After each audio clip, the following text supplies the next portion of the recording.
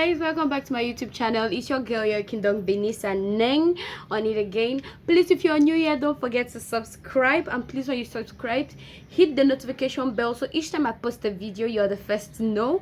And please don't forget to like this video and to add a comment below, okay? Because I'm going to be talking about so many interesting things today. And as you can see, I said my everyday makeup, so you're just going to stick with me as I do my makeup and as I gist with you guys, okay? You know, of course, juicy Christian gist, okay? So then I think I'm just going to go straight to wrapping my hair, okay? Let me wrap my hair.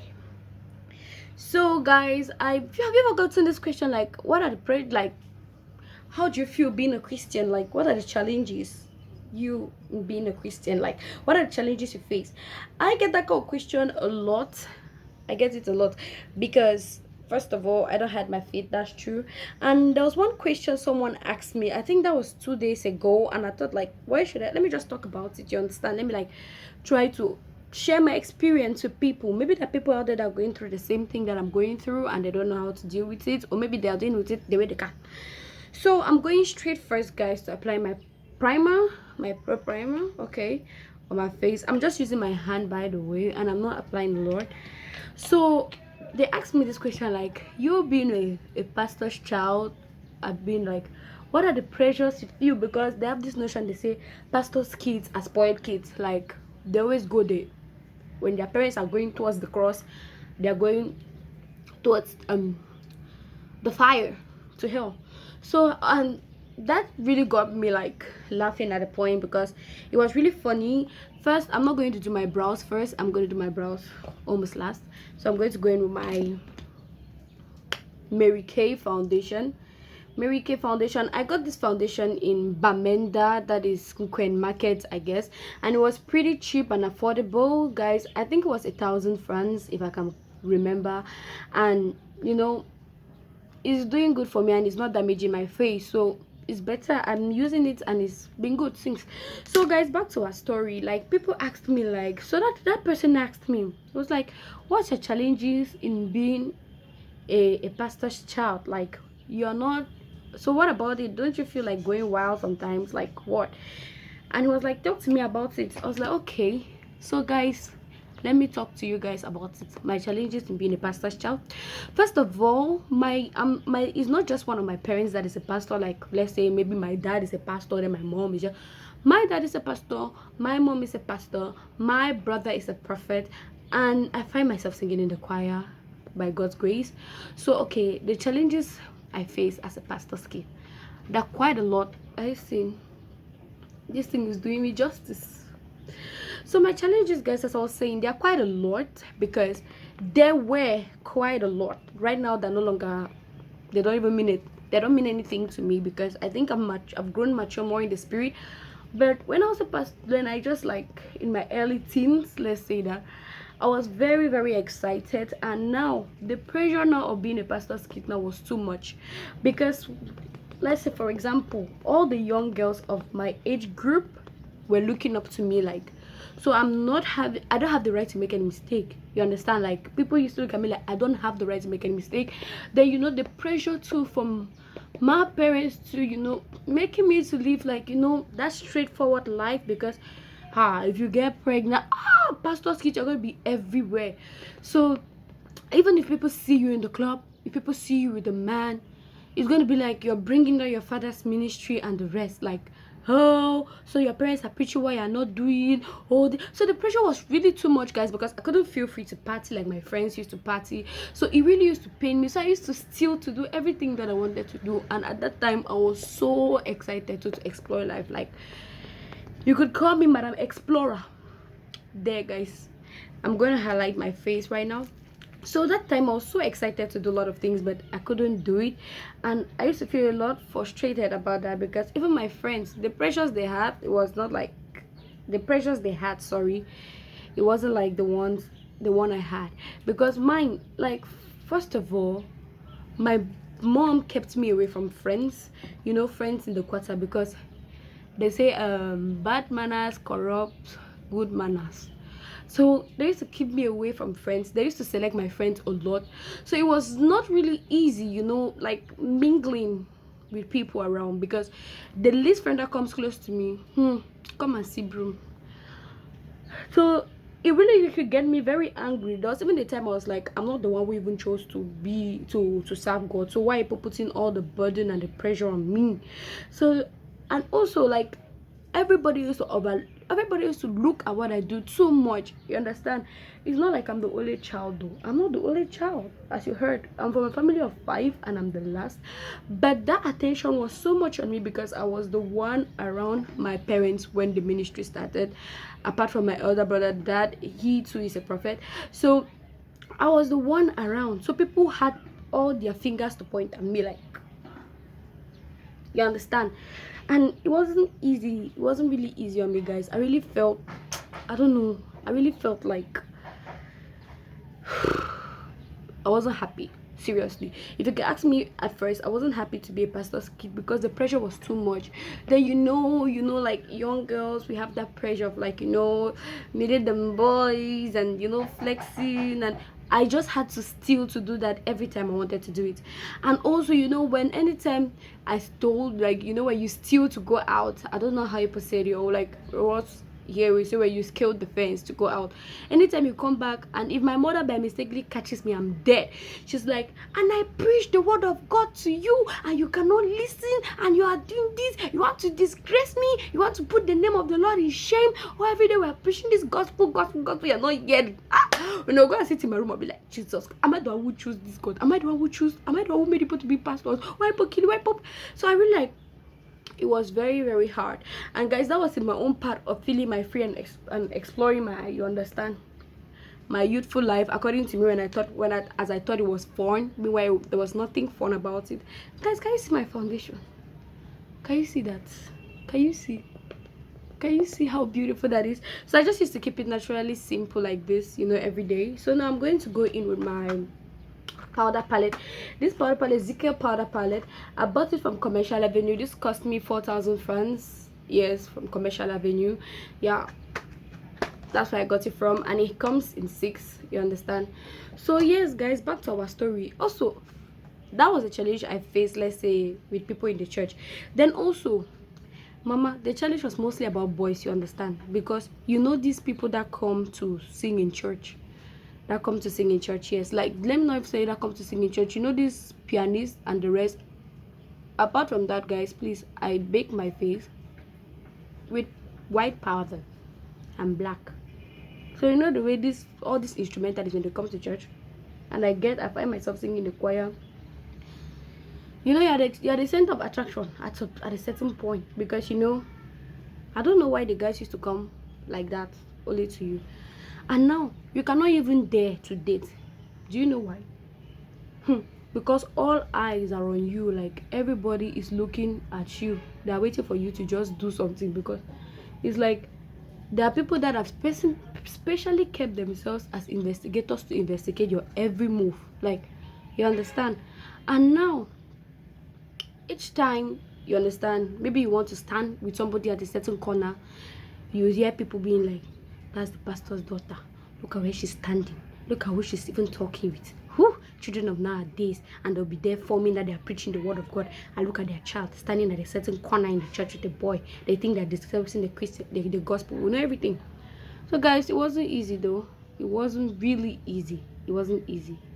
And you also know, back in school too, I used to have some of my friends mock at me. They'll be like, hey, Pastor Pikin, you talk that kind of talk. You understand? When people want to talk or say some kind of funny things, and you too, when you want to contribute, they'll be like, Pastor Pikin to mama, you talk not kind of talk that. Hey, you understand? So you're just feeling, I just had the pressure, like, I wasn't actually, like, having the fun of my life. I actually look like a demon now. I was actually feel like I don't have the fun of my life. Like, I wanted to have fun, but nobody will let me have fun. Like, why? Is it my fault? So you understand things like that. Then now, see, this story is really mixed. Then now, coming out to the aspect of dressing. I like to contour with dry powder, by the way. Coming to the aspect of dressing, guys.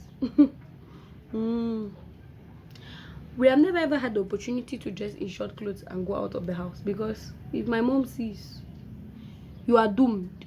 The problem is not even my mom, because you can even escape from my mom. But now the people outside. Have you ever thought of that? Like you're busily slaying around, and somebody sees you from your church. You'll be like, it's like you will disappear. In fact, disappear is a minor version of what you would do when that kind of a situation catches up with you. So like, people will talk. Like, the most difficult thing about it is because people are always looking at you, being a pastor's child. Yes, people always look at you, and people look up to you, and there are people that are waiting for you to fail a lot more than the people that are even waiting for you to like rise. That's what I noticed when I grew up, because I was like, why is it that the least mistake that I made as a child, people capitalize so much on it? Like, the little thing I did, if I dressed in a certain way, people capitalize so much on it. Like, why is it like that? If I discover that actually people are always just waiting for you to do something wrong. Like, the pressure on us to be straight is too much, and the pressure on people wanting us to fail is very much too. I'm going to contour my nose right now. I used to use my hands, so I'm going to go in with this darkest shade here to contour my nose. I think that, and the same, I'm going to do the same with this hand here. Yep. So there. Then I'm going to go in now with my powder brush now on this this is actually my skin tone. This one is actually very darker. That's why I use this to contour. Okay, so I'm going to go in with this now to blend my whole face, and I'm just going to do that quick off camera. So guys, you see me blending my face.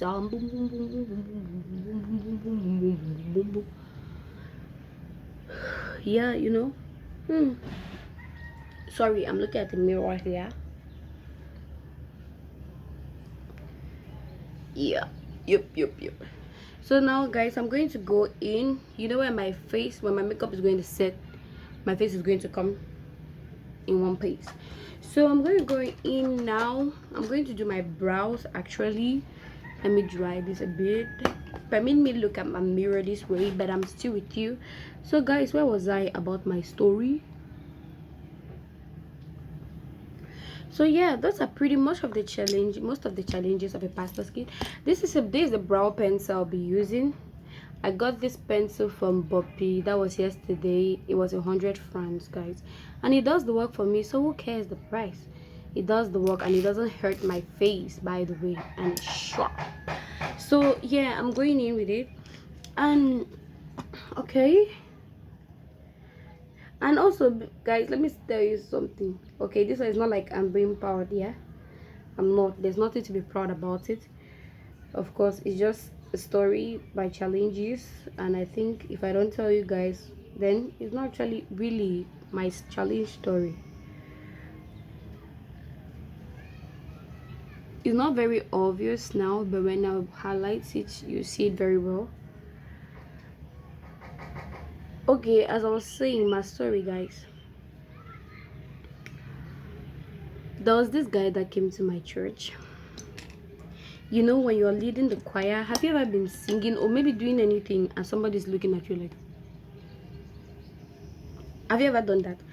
So each time I used to sing, this guy used to look at me so seriously. Like, sometimes I even feel uncomfortable. And the most painful thing was that he wasn't even hiding the fact that he was looking at me like that. Because sometimes you look there, you be like, there you look.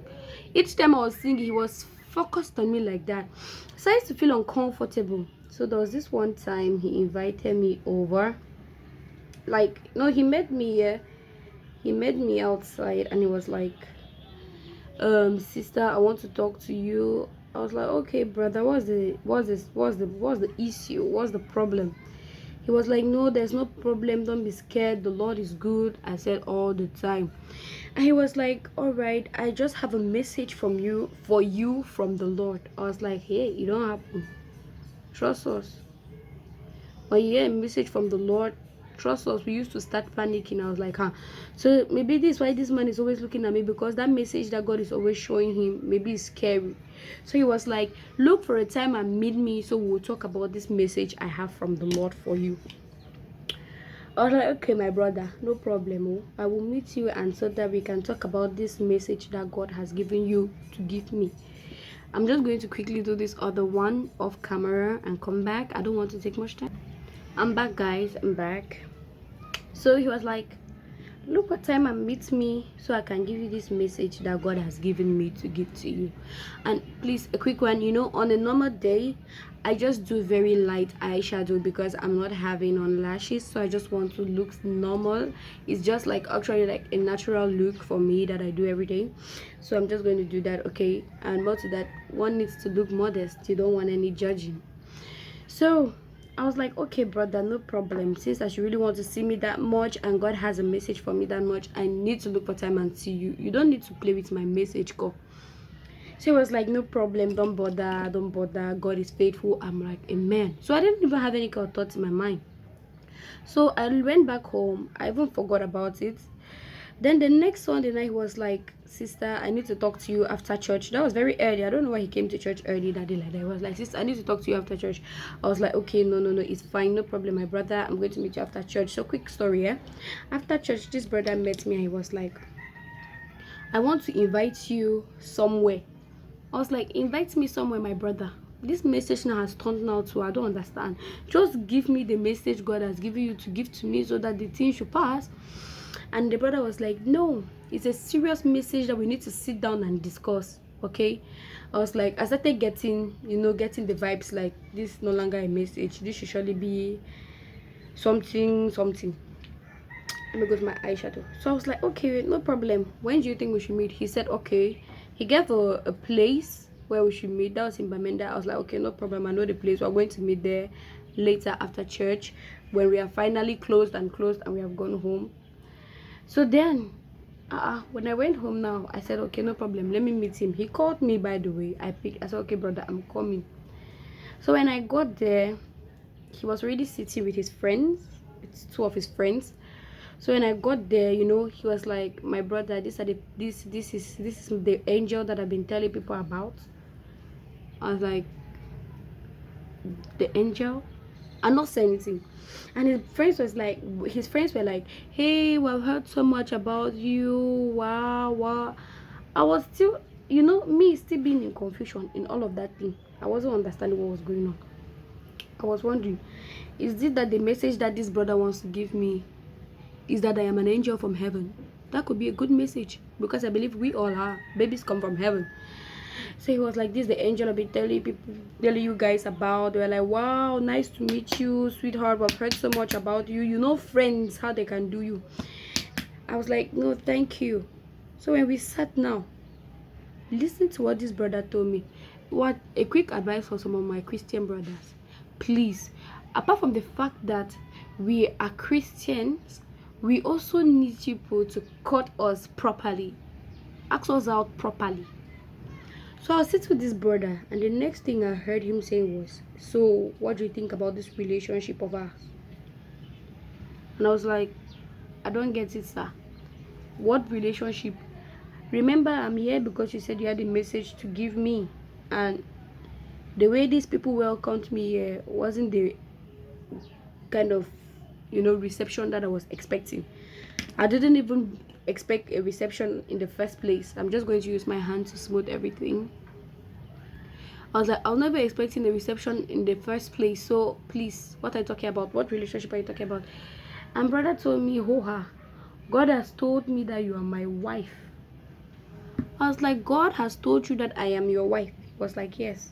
I said, no problem, my brother, it's fine. Why are we to argue God? He was like, yes, God has told me that you're my wife. And I was like, I think I myself, I need to pray about it so God too can tell me about it. Let me set my face. I was like, I too need to pray about it so God can tell me about it too. You understand? God will not just tell you and not tell me. When I went home, I was confused. I had to confide in one of my friends in church too. I was like, my guy, this is what this guy told me. Trust my friend to laugh. She laughed at me so hard, like, and I was like, no problem, it's okay, because you understand shit like that do happen. I prayed. I was like, no, this guy, first of all, I didn't see it coming. Second of all, ask me out well. And guys, that is not the first case I've encountered. So that's just one of my challenges too. And you discovered the next day, you know, like, let me not even say the next day. When I went back, I told that guy, my brother, I'm sorry. I don't think that message of yours was from God. And I'm not interested in being in a relationship with you. Quick story to fast forward the thing. Just a couple of months after, what I discovered was that guy had asked out so many girls with the same tactics. So you understand? Imagine me now that I wasn't a little bit wise and in the spirit a bit. I would have entered into the same pot of soup. And that is how most of us jump into those same kind of situations, and we find ourselves wanting. You understand? I love lining my eyes, by the way. It's my best part of my makeup, because you know, without the lashes it still makes you look, sorry, excuse me, that was rude.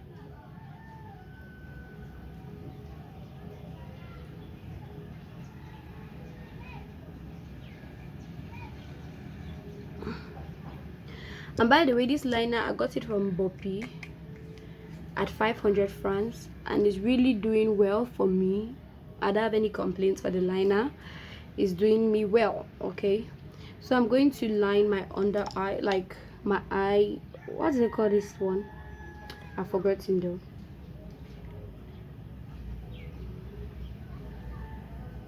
I'm going to calm down a bit.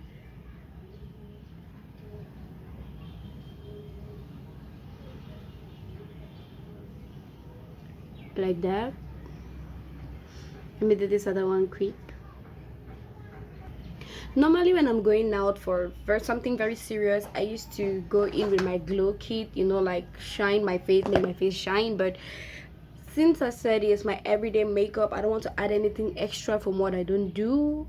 What I do every day is just like, I used to use my finger, because normally I have the brush, but just my finger, and I just, you know, touch my nose bridge just lightly, because I don't want it looking or having a lot of drama there. Just lightly like that. And also my lip bone here. Yeah, that's how I used to do it. So I'm just going to go in with my favorite lipstick, guys. I love this lipstick so much. It's just easy and it lasts the whole day. And let me go in.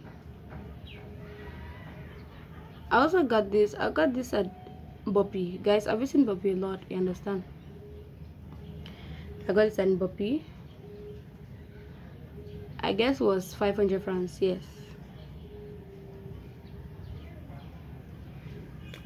I got that at Boppy for 500 francs.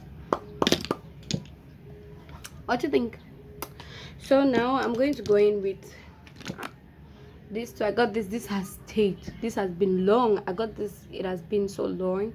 I've been using it for long. I don't know how much I actually got this for. Maybe it should be 1,000 francs or maybe 500. I don't know. It has stayed, guys. It has stayed.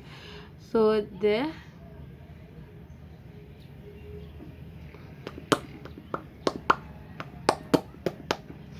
I just mark like that. I don't actually want it showing too much. So there. So guys, this is the final look. I'm just going to take off my hair wrap.